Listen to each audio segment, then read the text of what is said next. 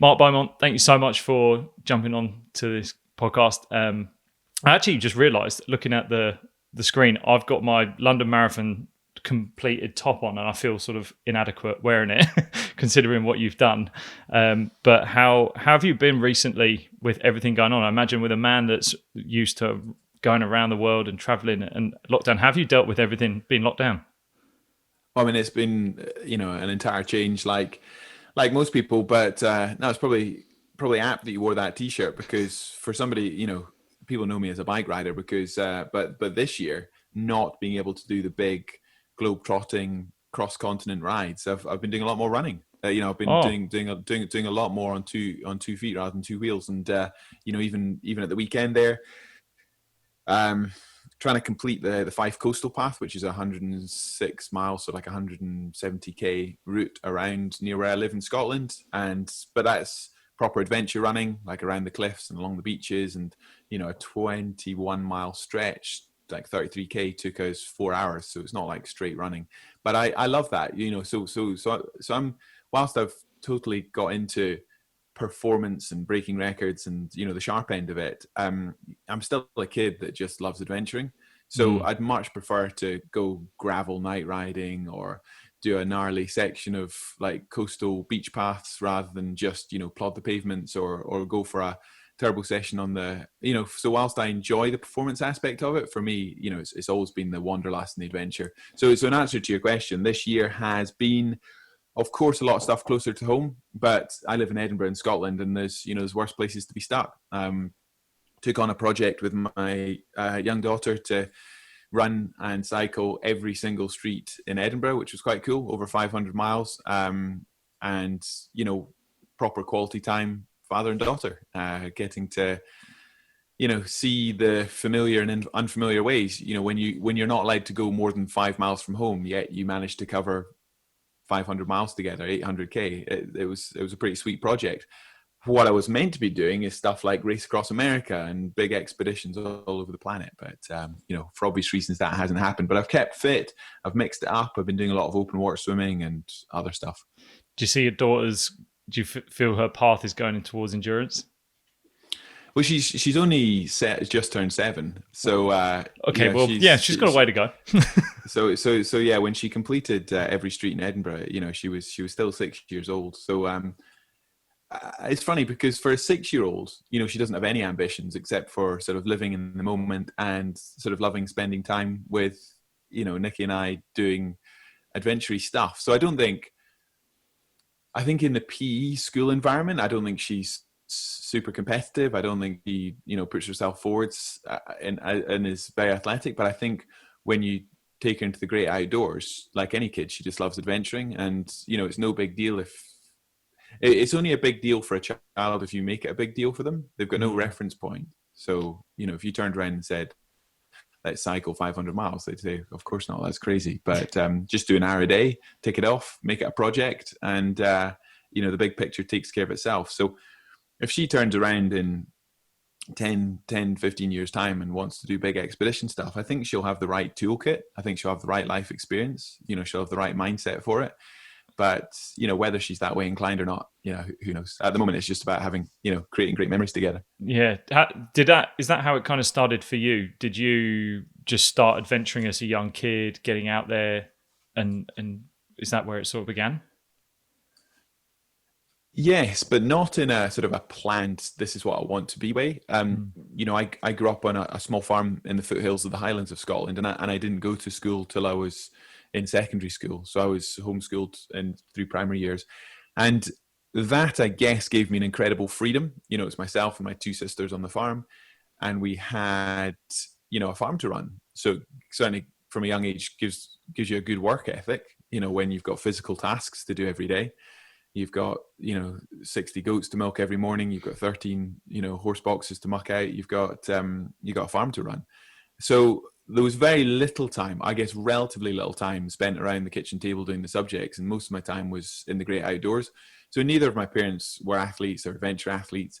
The most we ever did was go for family walks. So it wasn't like that was sort of the culture I grew up in. But I think having the freedom to be in the outdoors and to be sort of resilient and do longer trips, be it horse riding or cycle trips or skiing at Glenshee, which was nearby, that definitely was hugely formative. And it's funny because I live in the city now, and obviously my kids don't have that freedom that I did. I was on my own a lot. So when I was dropped into school at the age of 12 for the first time, I felt that environment was very difficult because I'd never done it. I'd certainly never thrown a cricket ball or played football or anything which relied on that team dynamic. I was used to just going out and roughing it and pitching my tent and doing adventure stuff. So if you were to ask my school friends, I was not a sporty kid because I didn't do anything at school that qualified as sporty. I was terrible at rugby and the rest of it. Whereas I was that kid that, in my home time would ride ponies, go skiing, ride my bike, and all the stuff that didn't qualify as sport.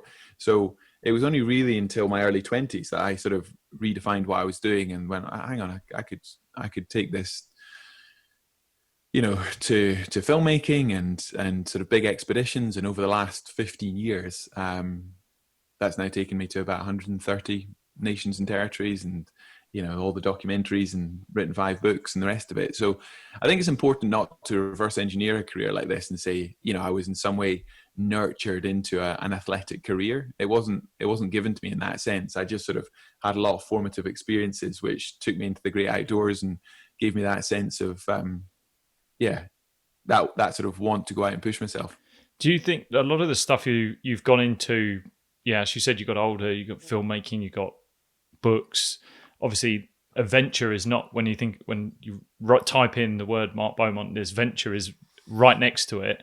Do you find that a lot of what you were doing has built sort of a creativity within you, and it's has had this creativity created? Well, I think there's two parts to that. I'll try and be succinct. If you're a professional athlete like you were, then you've got an infrastructure around you.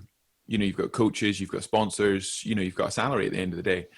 If you're going to be an adventure athlete and make a sustainable career out of doing what I've done, you've got to somehow build the business as well. You've got to, it's like a startup. Every time you go on a major expedition, you've got to build the finance, build the team, build the belief, the marketing. So actually getting to do the bit you love is the icing on the cake. When people come to me all the time, I say, I don't doubt their core competence to climb mountains and row oceans and cycle the world. It's normally all the complementary skill sets to actually be able to get these projects to the start line. So it takes quite a lot in the adventure world to make a growth business out of it, to make a sustainable career out of it. So that's one part. So you've got to be good at that. Like I've cycled around the planet twice and broken the circumnavigation world record.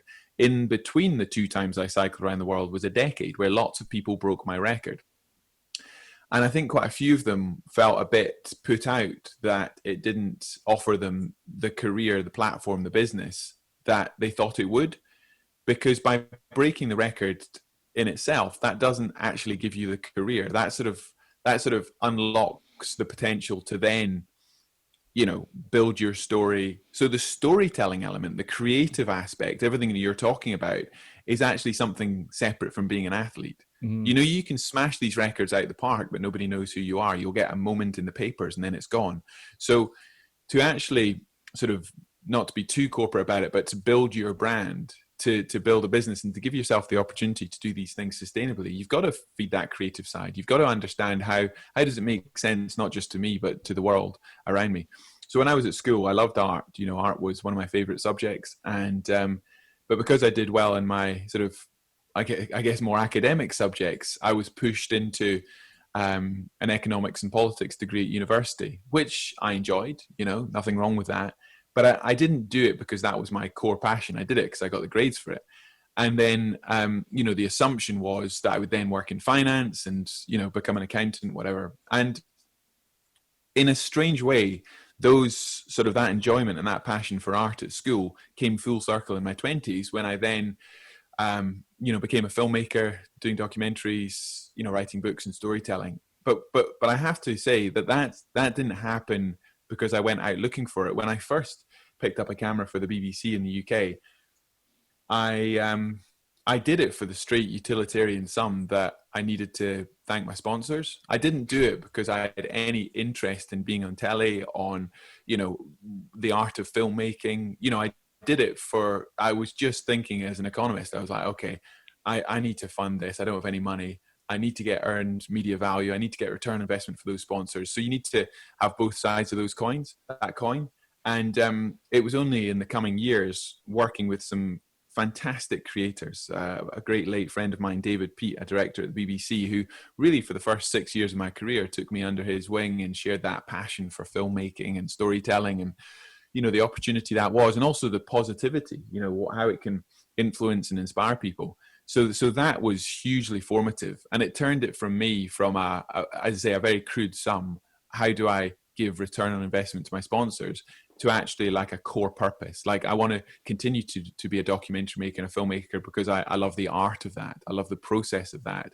And I would do it if it paid nothing, because it's just great fun. It's some of my fondest memories are, that sort of experiencing moments which you then get to share with, global audiences. It's such a buzz. It's such a thrill. So I kind of went full circle on my love for sort of art and being creative, but it wasn't, I think it's important to say for anyone listening to this, that's not where I started. Like I think you can look back on a career and those things make sense. But, the way I was doing it was, I set out around the world the first time. I picked up a camera because I felt I needed to. And then I learned to love the process. Yeah, creativity in sport and feats like what you do, I think is something that really interests me, because there must have been a time where when you're coming up with the idea of just what you're going to do, you're just thinking what's possible, or even pushing the boat of what's possible.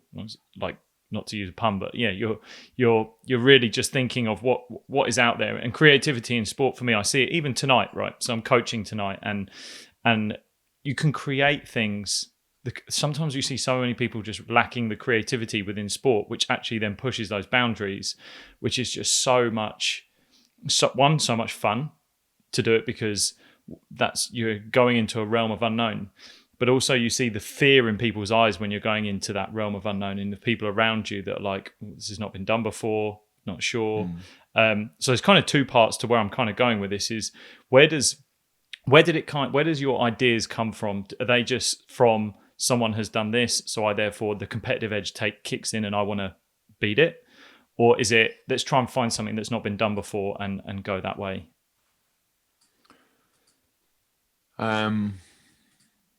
I guess it's a combination of the above.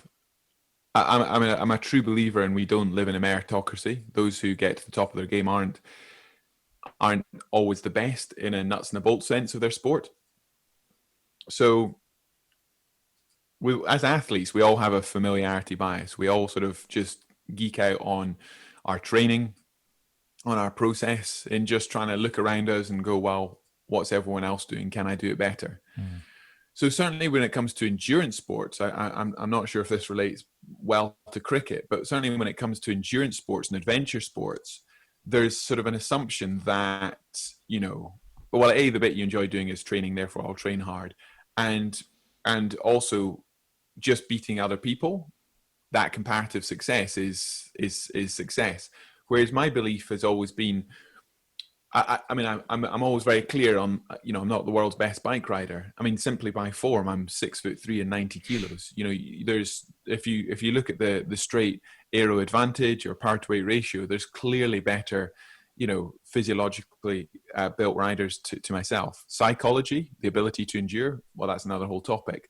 But ultimately, I've never tried to pip anyone's record. So a line that I always use to myself and people who I'm working with is, know your sport, understand the inside outs, know the history. So you can't wing it. But once you've done your research, you've got your reference points, then base your targets on what you believe is possible, rather than just trying to repeat history. So you're not trying to do what you did last year a little bit better or beat next best. You're creating these leaps in performance because you're not working back from outputs. You're working with very, very basic inputs. For example, endurance bike racing, it's about, time on the bike, recovery time, food, hydration, very simple inputs, which over the course of time are going to give you significantly different and unique outputs. So, take my last race around the planet, 18,000 miles. I broke that into 4-hour blocks and 16 hours a day on the bike, 5 hours a night recovery. Very, very simple way of thinking about the world, where I was never ever, with due respect, trying to break the previous guy's record, because it was so difficult mentally and physically that if I was fixated on what the last guy did, then my target would end up sort of averaging back to that, and you'll justify where you end up. Whereas success on your own terms is very much about having the confidence to go, well, this is the art of the possible. Now, where a lot of athletes and indeed, businesses fail is they're very good at having the bright ideas, like, oh, this is how we could do things differently. But then to actually have the confidence, and it is confidence, the quiet confidence to step out and do things differently, to back yourself enough to make the changes which will give you marked differences over the course of time, is hard. I run workshops with businesses all the time, and they come up with amazing ideas. And then I say, right, stand up and present what you're going to do. And at that point, they always look for reference points for success. Well, if that's what's gone before, then it would be much safer to claim a version of that. And therefore, you're never going to get into trouble for holding up the status quo. So that idea of claiming something which has not been done before, doing something which is significantly different from the precedent, is going to be met with words like impossible, because there's no reference point for it. And it's going to be met with just a lot of emotional baggage, with people sort of going, well, it would be a lot easier to just sort of work back from next best. So that sort of very, very simple process just around having the quiet confidence to do things differently is the X factor behind all of the successes that my teams have had over the years. It's not because I think in a narrow sense I'm a stronger, fitter, faster bike rider. I'm clearly not. And within that, the last sort of small point is you've got to zoom out from the core expertise to be an athlete. So again, bike riders will just geek out on turbo sessions and their FTP and being fit. Whereas actually there are so many wins to be made across the logistics, the recovery, the wider performance plan, that you've got to be really honest about the bit that you enjoy doing and the stuff you don't enjoy doing. It's like in a business, when you ask like an exec team about the priorities, the marketing director will talk about brand, the finance director will talk about finance. You'll all talk about the bit you like and the bit you know how to deal with. Whereas real leadership is stepping back and being able to address it all, and actually being very good at addressing the bit that you're not good at. Yeah, that's such an interesting point you make about the difference between, so you're talking about like geeking out as a cyclist compared to myself, who played a team sport. And it's very binary almost with the way you go about it. It's like your power output, if you're on some of the track cyclists that I've spoken to, your power output is this, you'll get this sort of time. So we've got to get you to that power output. Whereas in team sports, like you've got obviously so many different dynamics going on. There's so many different skills come into it. So you could be the fittest, fastest, the best athlete, but ultimately if your skill's no good, and that's the bit that you've not been paying attention to, that's the bit you've not had the leadership over yourself to completely look at, then you're going to fall down in some area.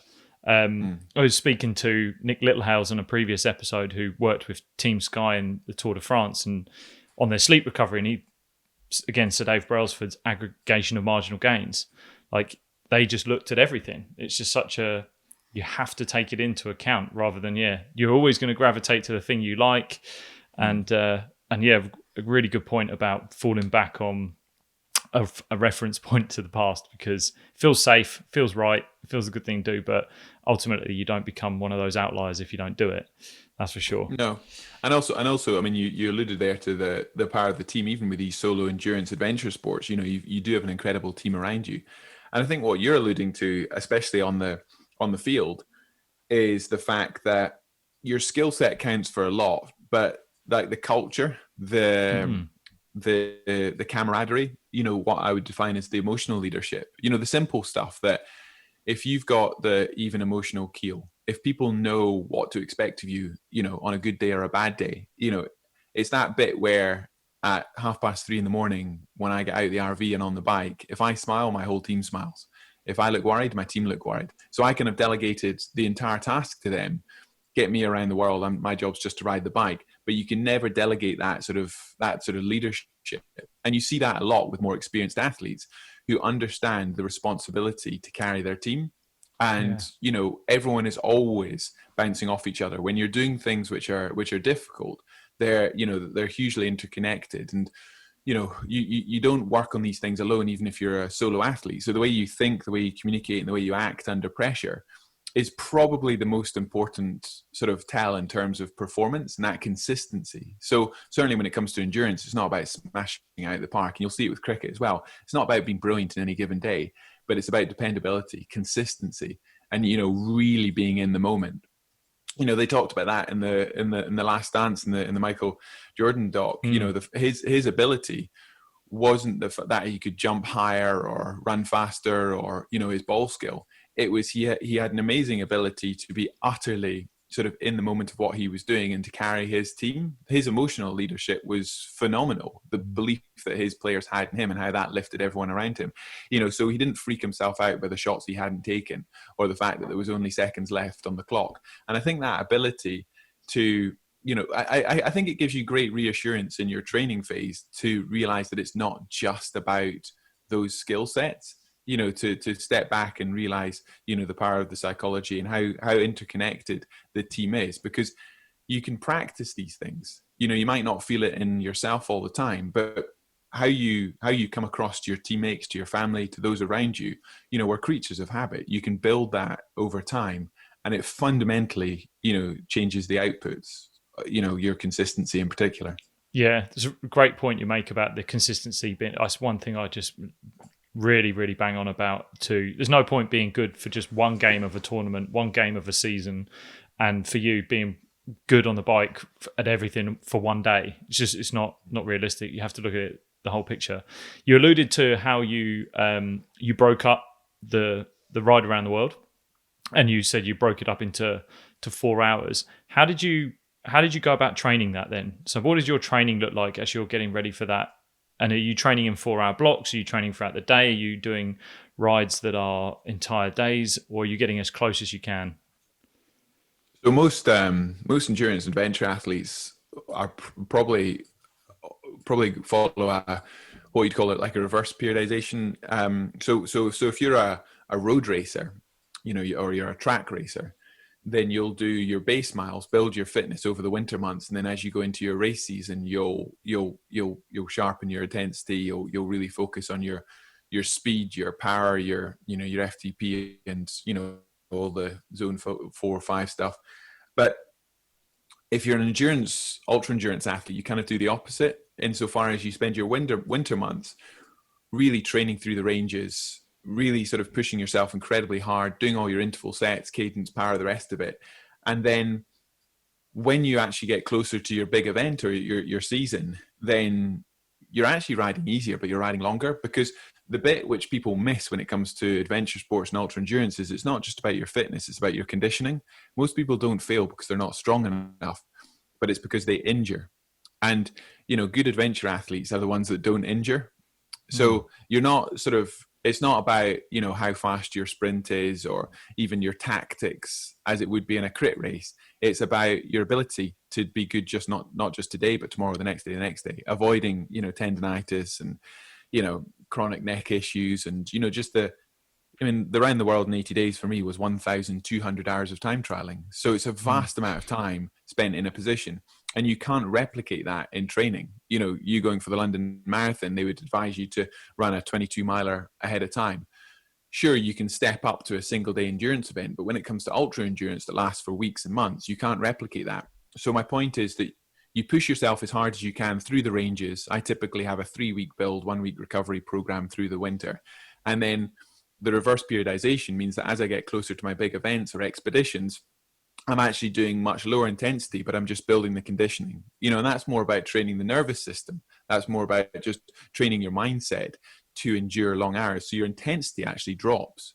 It's well within you because you've trained much harder during the winter. You never push yourself anywhere close as hard during the event as you do in training, because in training, you can just sit on the sofa afterwards, have a nice bath, and then, chill out the next day. Whereas on expeditions, when you're riding 16 hours a day, you have to do it again.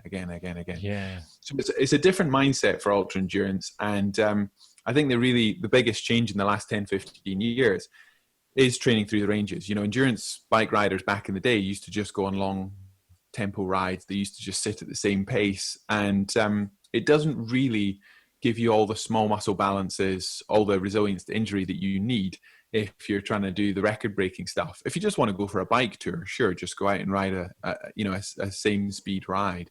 But if you're wanting to do the big stuff, the two things that normally fail for people are their gut, so the nutrition, or some sort of tendinitis, repetitive strain injury. Yeah. And those are things that you only build through the last 2-3 months before your event, really building the duration, not the intensity. What did you find? I've had patellar tendonitis in both my knees actually from playing cricket. And what did you find was the best way of managing that whole resilience in your body? What form was it? More zone 2 training? Was it adding strength training with zone 2 training? I mean, I'm not a physio, so I'm going to be careful with my advice here. Obviously, with tendinopathy, there's a couple of different types. So it's not one thing. Sometimes you do actually want to put strength work through the tendon very gently to keep it moving. Others needs complete rest. Mm-hmm. So it very much, if you do get, in your Achilles or behind the knees or wherever, as a bike rider, a cricketer, a runner, if you do get any issues, your plantar fascia, any issues like that, you do actually need to get it properly diagnosed, because the default for most athletes is just complete rest. If your Achilles or your tendons get squeaky, but sometimes getting into the gym and doing controlled load work is actually what you need to do. But most athletes, myself included, need a professional to advise on that, to work through it quickly. But also, there's a big difference between being sore and being injured.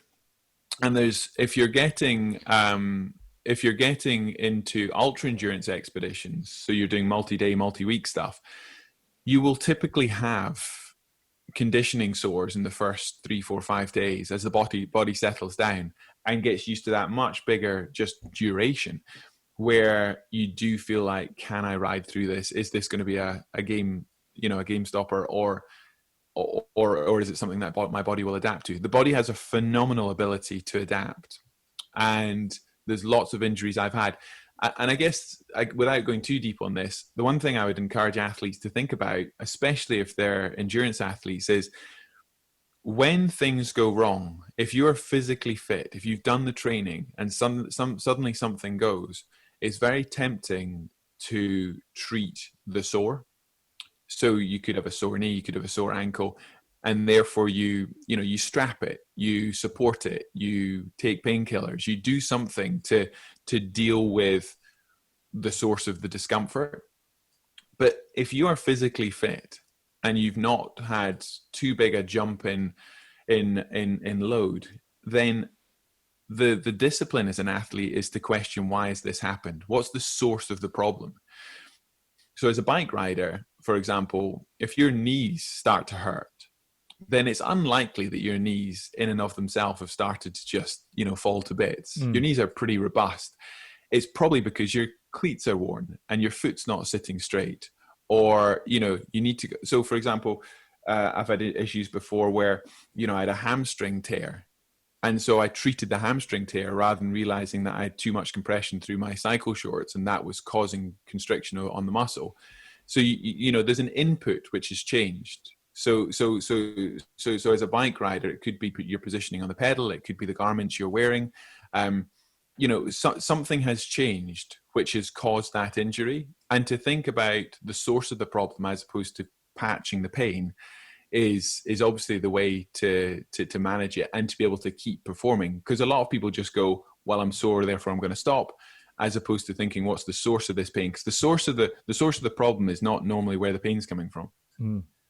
Yeah, it's an interesting way of looking at it, and it's something that I've always, the multitude of injuries that I've had to look at the bigger picture of where things are coming from, and I think it's such an interesting one that you learn through experience, though, with these sort of things. It's always like you have to go through that. It's almost a non-negotiable. You have to go through that learning phase, that discomfort, that pain, that injury that you get, and that gives you a better body awareness. Like, it gives you, okay, well, I've learned from that experience. The The failing is if you don't learn from it, or if you had, like you said about your hamstring tear, if you hadn't changed your shorts, if you hadn't learned from it, if you hadn't figured out that was it, that's the failing. That it really, I think, deep down.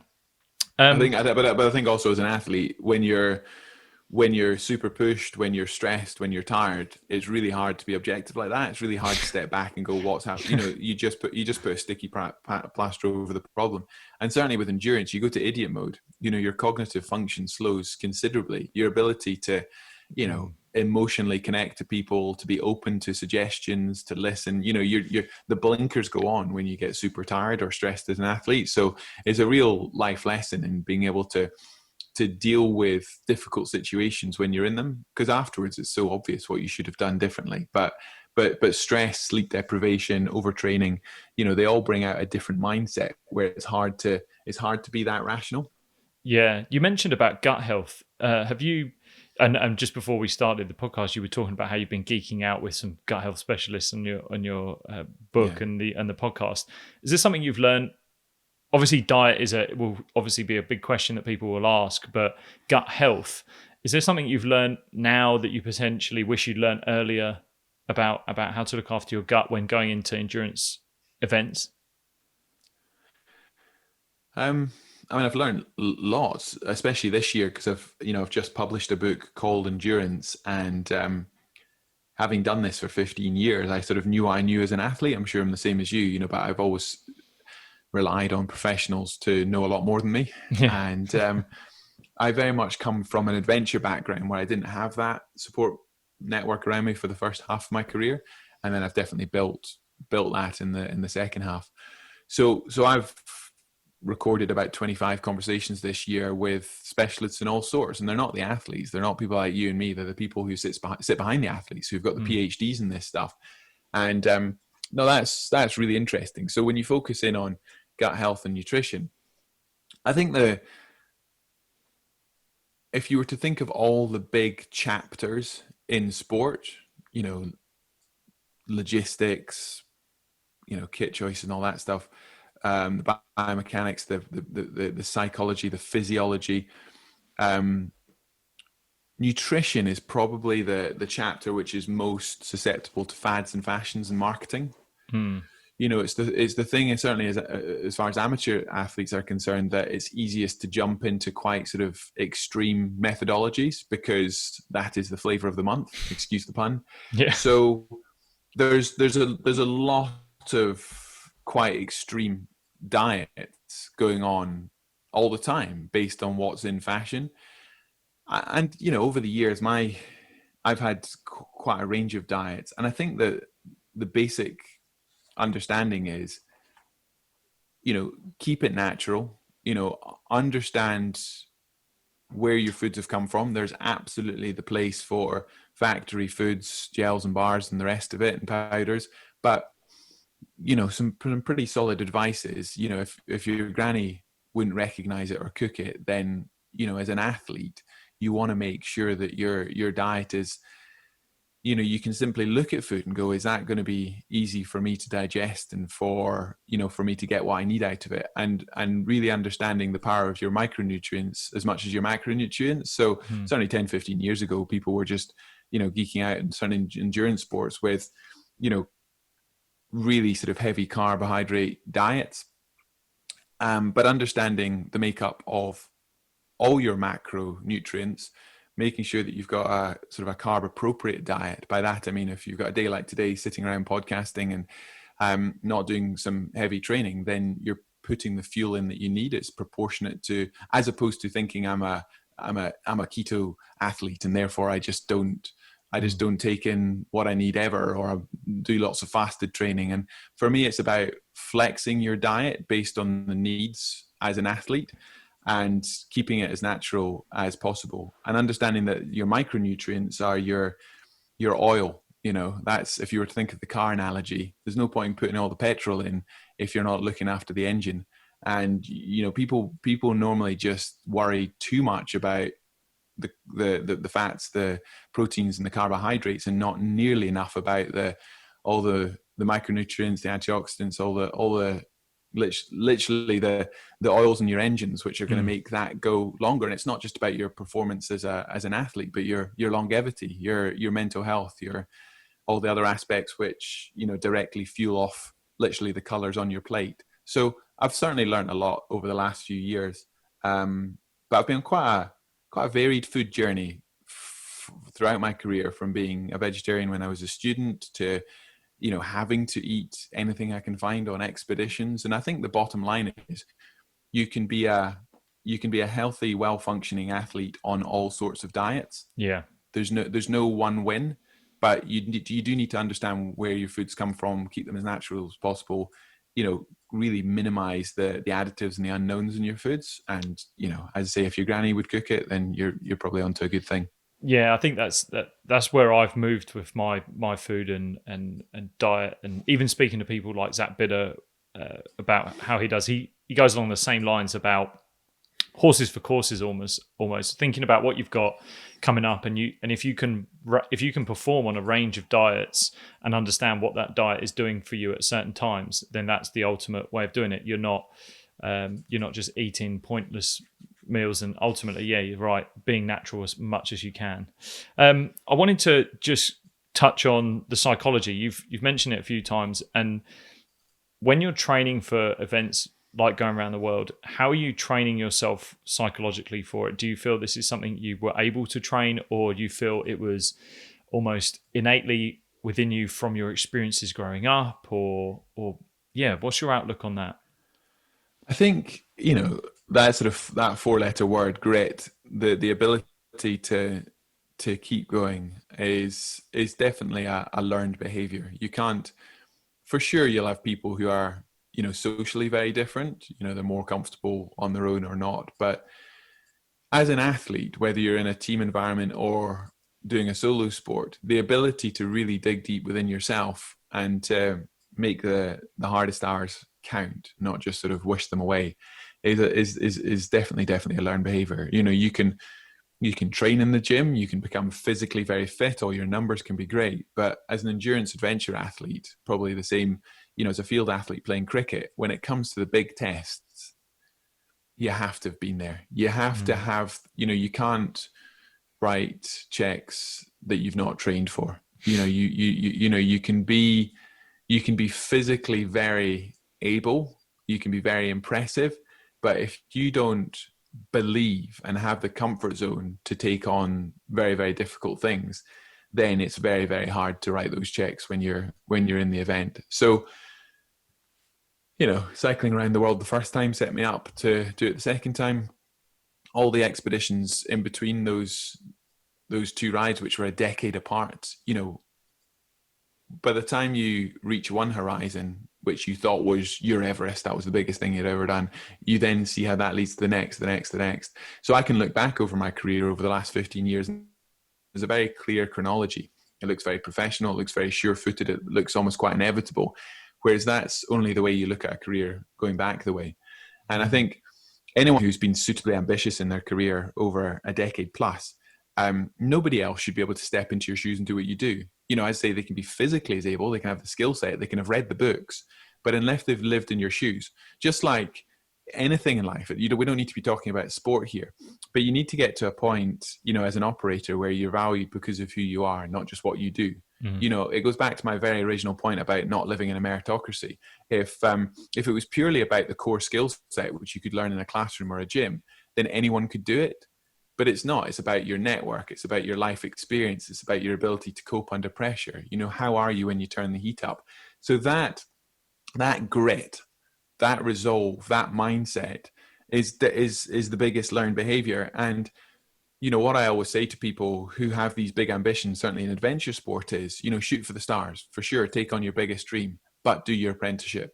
You have to, you can't fall out of bed and do these things. So I never put people off trying to take on their biggest dreams, but it's not where you start. Not because you wouldn't have the physical ability to, but you just wouldn't have the toolkit, the mindset, the knowledge to deal with, and you're limited, your experience would be so limited that when things do go wrong, you wouldn't know how to rationalize contingencies. You wouldn't know you wouldn't have the coping mechanisms in those dynamics.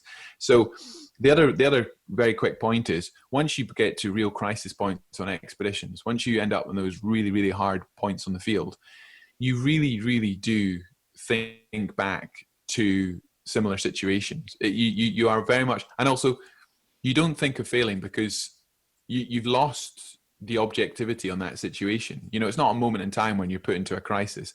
A crisis normally happens to you over a short or long period of time. But my point is, by the time you get there, you're just fighting incredibly hard to keep going, to keep the momentum in the project. And it's only afterwards you look back and go, how did I do that? Like, how did I have the ability to fight that hard? But it's because when you're in it, you're so in it, you're so at the coalface, and you've lost that ability to almost see yourself doing it. So it no longer becomes a question of, can I do it or not? It becomes a very simple question of, what can I do to keep going? How do I keep the momentum in the project? Yeah, that's something I bang on about to my athletes, about resilience being a reflective thing. You can't go into, I feel like you can't go into a moment thinking I'm going to be resilient here, because you're almost not focusing on the process of what you actually got to do to figure out the task that you've got at hand. It's a reflective thing. You look back and you go, oh, well, actually that was quite resilient in what I did. Yeah. And I think, it brings in emotions quite usefully. I mean, emotions are massively important in terms of why you do what you do. You've got to, the highs and lows of sports are two sides of the same coin, and we're not allowed to have the highs unless we have the struggle and the lows. So I think it's really important to call that out. And if you admire people on Instagram for their successes, understand the work, understand the fails, understand what it takes to enjoy success. And I think as an athlete, that's a really useful mindset to have. It also stops you thinking that there's a moment in time when you've made it, because there's a bit of a, if you get to a point where you get to sort of that steady state, then you realize quite quickly that the Guinness World Records on the wall is not the reason you do it. They're a really, really good motivating point, but they're not in and of themselves what gets you through the struggles. And you look back, and the struggles are your fondest memories. So you don't go looking for the tough stuff, but you do realize that that's the sort of the life-affirming, career-defining moments. Those are the bits which you look back on and they mean something.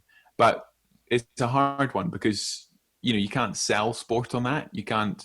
It looks great from afar, but not to be too blunt about it, but you got to call a spade a spade. A shit day is shit. And I think when you wrap it up and say to people, oh, it's just heroics and positivity and happiness, it's not. No. When you're having a real grind as an athlete, I think it's really important to not just assume that some inspirational quote is going to dig you out of that hole. It won't. Proper accountability, working hard, going back to the simple inputs and knowing what you've trained for. That's so I think you can't lie to yourself when it's hard. You can't sort of pretend it's fun when it's not, but you can invoke emotions of inspiration, what you've inspired to do, why it's purposeful and meaningful. Give yourself a pep talk around the whole context to it. I think that's useful, but I think it's really, really important that you don't try and lie to yourself when it's hard. There's a mental roller coaster that comes with being an athlete, and I think you need to be quite honest about that.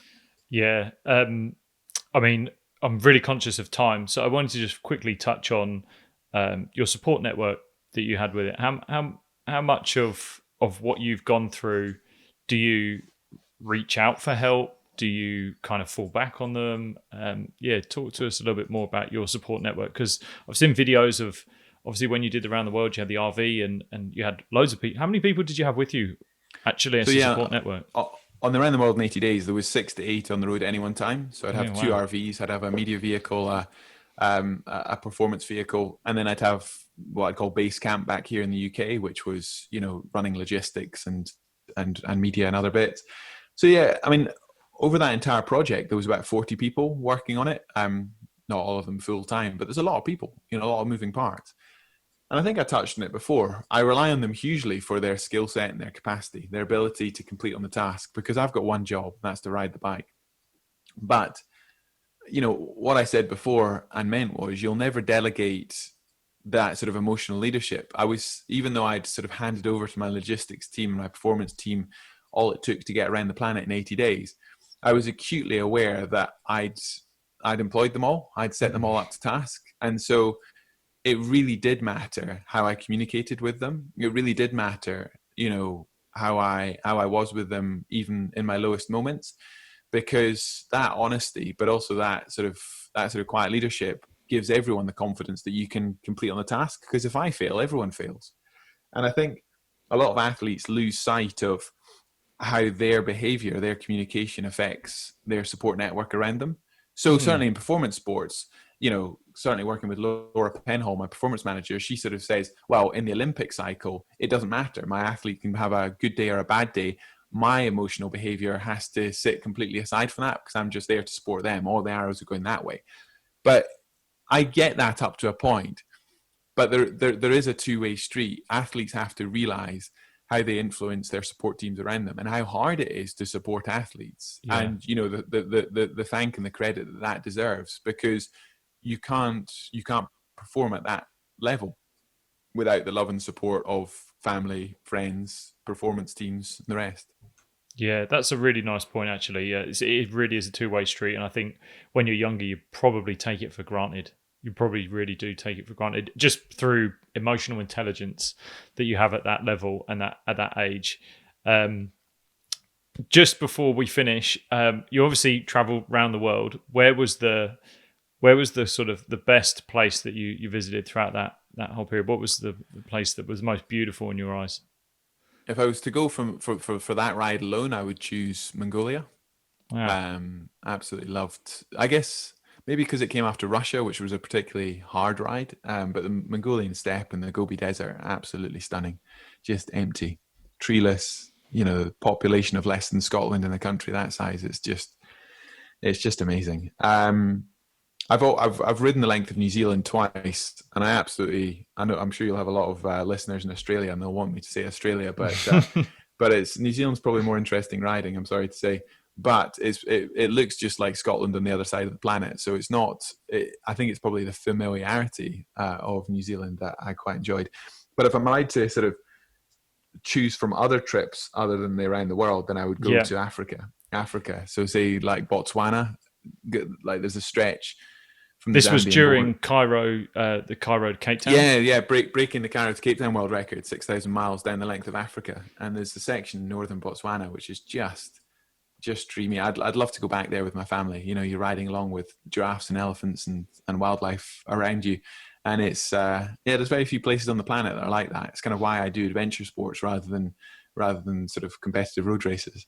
Yeah, and kind of to finish off, people will think of these endurance feats as just sheer pain, and they'll probably just think of them in such a, oh my God, that just must hurt so much. That'd just be that'd be painful. Like you'd be ill, you'd be mentally drained. So where do you find your happiness within it? Where's your happiness lie within all of these events that you do? I think we're fickle beings. I spend half my time on expedition wishing I was at home and life was more comfortable, and then I spend half my time at home, dreaming of being on expedition, and it's just that sense of flow, that sense of purpose. There's just something tantalizing and wonderful about expeditions where, it's just you and the road, and that's the great thing about sport. Full stop. You can have a plan for the future, but you're just riding the road in front of you, and it's boiled down to the sustainability of your performance, the recovery off the bike, the food, hydration. Life is hard, but it's wonderfully simple as well, and there's nothing else that really happens on that level. Everyday life and business and family is a lot more jumbled. There's a lot more sort of loose ends and to-do lists and the rest of it, and whilst I enjoy all that, there's something about the flow and the commitment of sport which is unique. It's just you figuring out your personal best with a tantalizing view on the world around you and your interaction between, the cultures, the people, the places, the geography you're going through. So it is the hardest thing to explain unless you've been on a big sort of sporting mission of your own. But yes, there's struggle. Yes, there's discomfort, but there's a wonderful sense of purpose. And, forget sport for a minute. What do we crave for in life? You might idolize the easy life, but I think you'd get very bored with it. We humans are at their best when they're struggling, when they're trying to do difficult things, when they're trying to figure out what their personal bests are. We're at our best when we're aspiring to things. And so within that, it's allowed to be difficult. It's allowed to hurt. It's pain is not in and of itself, a bad thing. It means we're trying. Yeah. Wow. Enjoy the journey of the struggle. Like that's a really great way to end, actually. Look, with the book coming out, what can people expect with the book? Well, it is geared towards cyclists, but it's been proofread by people who don't own a bike. And I think a lot of I think training is chapter 5 or 6. So there's a lot before you get to the physical aspects of being a bike rider. And It's very much about the planning process, the psychology, some of the other aspects we've talked about in the last hour. So, wherever your interest lies, even if you're starting a business, there's a lot about that process, which I think is widely applicable. But, my last 4 books have been published by Penguin Random House, very traditional book publisher, whereas this one's published by Global Cycling Network. It's a YouTube channel, very new agey. If you'd asked me 5 years ago if I published a book with a YouTube channel, but it's a global audience of people who are all interested in pushing their abilities on 2 wheels. So I'm excited to see how it's received. I've loved writing it with Laura Penhall, my performance manager. And if you want to hear more about the interviews that went into the book, then that's the Endurance podcast, which, as I say, wasn't really recorded as a podcast series. It was recorded as my research for writing the book. So sort of forgive my sort of the tone is not really sort of let's hear athlete stories. It's me really geeking out on the subject and trying to understand how to do this better. I'll leave links in the show notes for all of these. Where's the best place for people to get in touch with you? Pretty easy to find. You probably mentioned it back at the start. Just Google Mark Beaumont. There's not too many Mark Beaumonts around. And try and keep social media updated. Of course, we live in interesting times right now, but hopefully come the new year, I'll be able to post plans for 2021 and beyond. Oh, amazing. Mark, you've been awesome. I've really, really enjoyed this conversation, and I wish you all the best for the rest of the year. Good on you. Keep in touch. Great work with the podcast. Cheers, mate.